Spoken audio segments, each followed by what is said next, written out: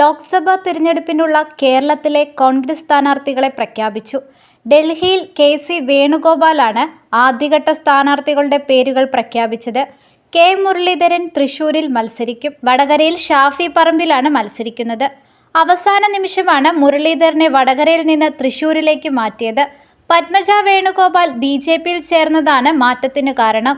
തൃശൂരിൽ ബി.ജെ.പിക്ക് ശക്തമായ മറുപടി നൽകുകയാണ് മുരളീധരന്റെ സ്ഥാനാർത്ഥിത്വത്തിലൂടെ കോൺഗ്രസ് ലക്ഷ്യമിടുന്നത്. വയനാട്ടിൽ രാഹുൽ ഗാന്ധി ഇത്തവണയും മത്സരിക്കും. കെ.സി. വേണുഗോപാൽ ഒരിടവേളയ്ക്ക് ശേഷം ആലപ്പുഴയിൽ മത്സരിക്കുന്നു എന്ന പ്രത്യേകതയുമുണ്ട്. കെ. സുധാകരൻ കണ്ണൂരിൽ തന്നെ വീണ്ടും മത്സരിക്കും. തിരുവനന്തപുരത്ത് ശശി തരൂർ ഉൾപ്പെടെ മറ്റു മണ്ഡലങ്ങളിൽ സിറ്റിംഗ് എം.പിമാർക്ക് തന്നെ അവസരം നൽകി. ആറ്റിങ്ങൽ അടൂർ പ്രകാശ്, പത്തനംതിട്ട ആന്റോ ആന്റണി, മാവേലിക്കര കൊടിക്കുന്നിൽ സുരേഷ്, ഇടുക്കി ഡീൻ കുര്യാക്കോസ്, എറണാകുളം ഹൈബി ഈഡൻ, ചാലക്കുടി ബെന്നി ബെഹന്നാൻ, പാലക്കാട് വി.കെ. ശ്രീകണ്ഠൻ, കോഴിക്കോട് എം.കെ. രാഘവൻ, കാസർഗോഡ് രാജ്മോഹൻ ഉണ്ണിത്താൻ എന്നിവരാണ് മറ്റു സ്ഥാനാർത്ഥികൾ.